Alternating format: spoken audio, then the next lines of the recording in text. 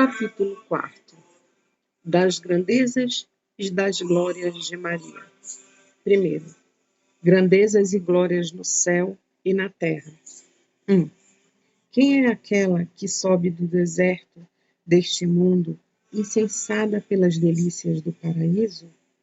Maior que o céu vós tendes, ó Maria, o mundo sob vossos pés, e vos assentais perto de Deus, sobre o trono de honra que Jesus vos dá. Vossa misericórdia, que ultrapassa toda misericórdia, me atrai até vós, pois sois sempre o socorro e a consolação daqueles que sofrem.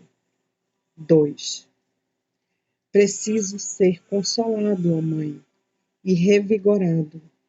Preciso ainda mais da graça de vosso Filho Jesus, pois sinto que sem ela nada posso concretizar. Vós podeis, ó Mãe, se assim o quiserdes, vós podeis me levantar e me ajudar com vossas abundantes consolações. Sinto-me rodeado por tentações de todos os lados, de modo que corro até vós, pois sinto que perto de vós encontro socorro e, ao mesmo tempo, a piedade. Segundo, condições a serem seguidas para merecer seus favores. 3. E se posso me aproximar de vossa majestade e vos saudar com reverência e honra, sinto também que preciso me aproximar com amor. Não há nenhum louvor que eu possa vos oferecer, mas ao contrário, só tenho súplicas para vos apresentar. Aquele que desejar se aproximar de vós com irreverência será confundido. Quanto a mim, quero, portanto, ir até vós, ó Mãe, com confiança, respeito, humildade, a fim de merecer vossa clemência e auxílio. 4. Sim, é com respeito, amor e confiança que venho, ó Maria, vos oferecer, da minha parte, a saudação que o anjo vos ofereceu de joelhos. A vós a ofereço com os braços estendidos e as mãos erguidas. A vós a ofereço milhares e milhares de vezes. E peço a todos que a ofereçam também por mim, pois sei que não posso oferecer nada de mais doce. Terceiro, oração para pedir que não sejamos esquecidos por ela. 5. Ó Mãe, amada mais que todas as mães, ó Maria, se alguma vez pude vos esquecer, estou profundamente arrependido e hoje choro por isso. Mas vós, ó, não me esqueçais, vós que sozinha deste à luz a misericórdia. Ao dar à luz Jesus, saúdo-vos de joelhos, inclino-me diante de vós, uno as mãos e me prostro por terra, para que vós ouçais com maior amor minha oração. Digo-o diante de vós e quero sempre tornar a dizê-lo. Ave cheia de graça, o Senhor é convosco. Sois bendita entre todas as mulheres, ó Mãe, e Jesus, o fruto do vosso ventre, é bendito. Comentário da eminente dignidade da Mãe de Deus. Primeiro, a dignidade de uma pessoa ou de um ser é medida de acordo com sua função. Ora, não existe sobre a terra, nem mesmo no céu, função comparável àquela da maternidade divina de Maria Santíssima. Maria é verdadeiramente Theotokos, Mãe de Deus, ao mesmo tempo que Mãe do Salvador, pois em Jesus a divindade e a humanidade estão unidas substancialmente. Portanto, não existe dignidade superior à dignidade de Maria. Segundo, Essa eminente dignidade de mãe confere a Maria prerrogativas divinas, ao mesmo tempo em que infunde nela uma ternura humana superior à mais extraordinária ternura das mães da terra. Mesmo do ponto de vista físico, da função, da beleza da mulher e da mãe, Maria está acima de todas aquelas que brilharam no mundo por seu charme e qualidades. São Dionísio, Areopagita, ateniense, culto e discípulo de São Paulo, tendo ido a Jerusalém e visto Maria, achou-a tão bela que quis prostrar-se diante dela como se estivesse diante de uma deusa. Devemos sim prostrar-nos diante dela, mas de um modo espiritual. Terceiro, é o que promete com entusiasmo o discípulo na oração dirigida a Maria. Meditação sobre o uso do tempo. Entre o passado que nos escapa e o futuro que não nos pertence, existe o presente, ao qual temos acesso. É o tempo da ação e do dever. Quando usamos bem, embelezamos nossa vida. Quando o desperdiçamos, morremos com ele. A primeira regra para fazer bom uso do tempo é, primeiramente, tomar posse dele e não perdê-lo. Em seguida, usá-lo de modo correto, não fazendo as coisas de qualquer jeito. É, por fim, usá-lo em vista de alguma utilidade e não sem finalidade nem regra, de modo a não deixar para depois o que podemos fazer agora. É esse o maior segredo para o êxito. Maria também aqui pode nos servir de modelo. Ela foi a mulher forte por excelência, a mesma diligente de que fala a Escritura. Ela realizou com perfeição o lema das mulheres, nobres romanas. Dominastes lana fecit. De fato, Maria foi ao mesmo tempo israelita por nascimento e romana por adoção. Ela é o tipo de perfeito da mulher, do duplo sentido de fêmina e mulher.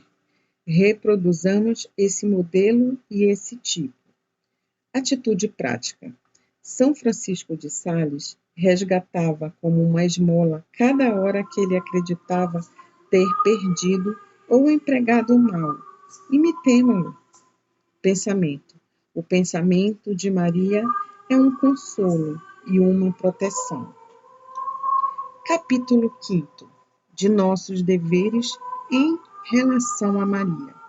Primeiro, devemos concernentes ao pensamento. 1. Você ainda precisa, ó meu filho, aprender bem a elevar-se a Deus, a exemplo de Maria. Você precisa apoiar-se na ajuda poderosa deles e não apenas confiar em suas próprias forças, a fim de não ser derrubado por suas próprias paixões. Você precisa todos os dias, com pensamentos novos, elevar-se e soerguer seus desejos para o céu onde você vê Maria, sua rainha, junto do Rei Jesus e da corte dos anjos.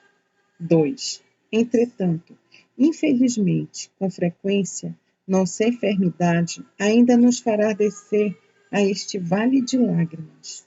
É então que teremos de fazer esforços a elevar nossa voz em apelos frequentes a Maria, que é a Mãe de Misericórdia, a fim de que ela diga a seu Filho misericordioso como nossa alma está em falta do vinho do fervor, como ela precisa do perfume da piedade para poder louvá-lo como convém a Deus.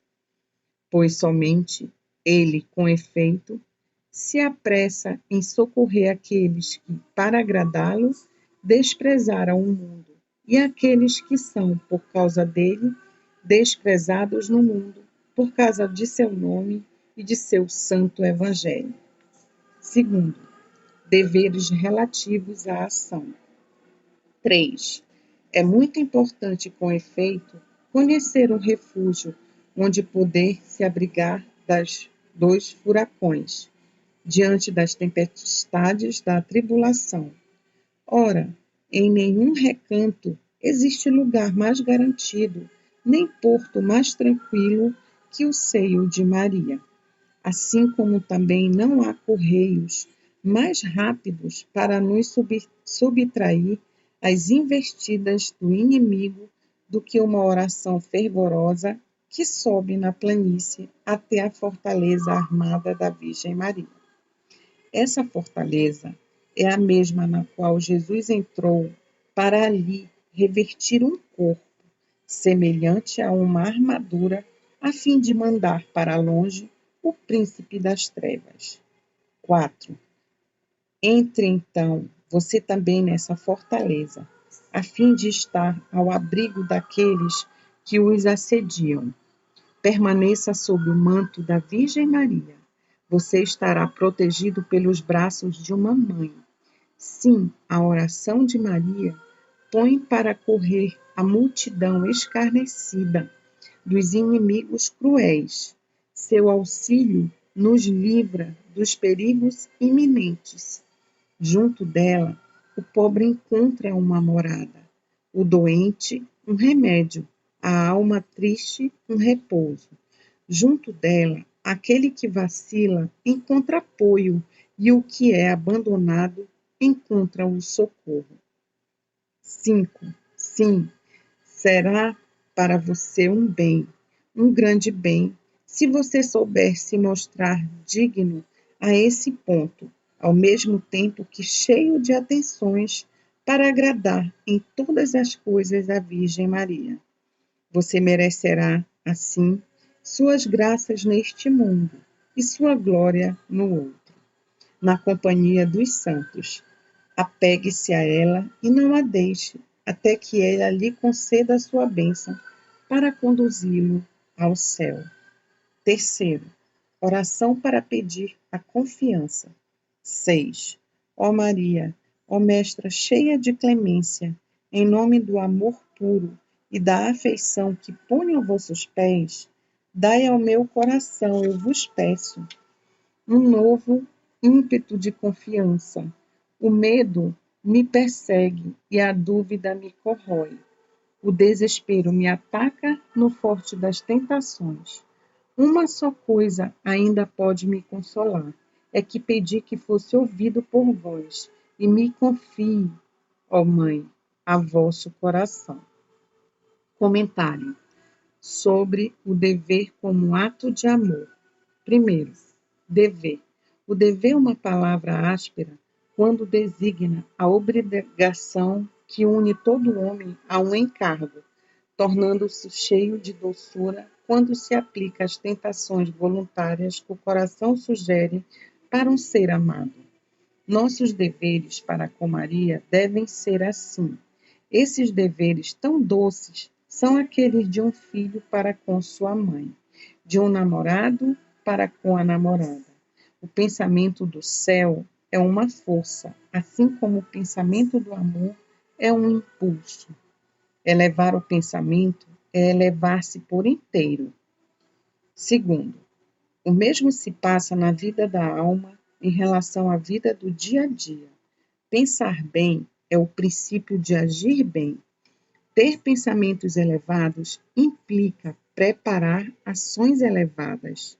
O exemplo de Maria aqui é mais que uma demonstração, é uma atração e um socorro. O Evangelho afirma que Maria guardava todos esses pensamentos elevados em seu coração. Como diz Pascal, os pensamentos elevados vêm do coração, são eles que criam a ação.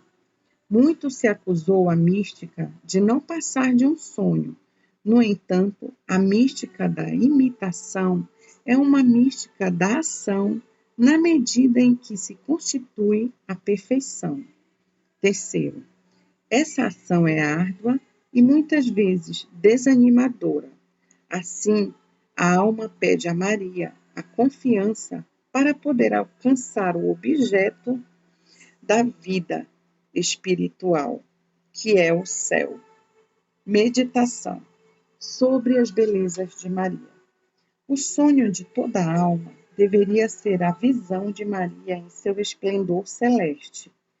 Dante teve esse sonho e procurou traduzi-lo em seu paraíso. Ele nos representa Maria sobre a figura de uma auréola dourada e imaculada, e não a nomeia, senão metaforicamente, rosa florida, lírio cheio de brancura, ramo perfumado, árvore odorífera, lira que canta, safira que brilha, flâmula que se levanta, arca que se eleva. Ele não a vê senão em meio às flores, rodeada de estrelas, coroada de esplendor. Ela sintetiza para ele tudo o que existe neste mundo de encantador na figura de uma jovem, de uma virgem. A graça que se amplia em reflexos e beleza que irradia fulgores, o amor que surge no impulso. Diante desse maravilhamento, o poeta fecha os olhos e se ajoelha, estendendo os braços. Assim também nós devemos fazer para contemplar as belezas de Maria. Olhe, diz então São Bernardo, a figura daquela que mais se assemelha a Jesus. Só ela, por seu fulgor, poderá dispensá-lo de ver o Cristo. Maria, de fato, é bela, como também são belas todas as almas, pelo reflexo de Cristo em nós. Atitude prática. Imitar os santos que portavam as insígnias e o lema de Maria, como o escapulário, o terço e a medalha milagrosa. Pensamento. A lembrança de Maria é socorro e elevação.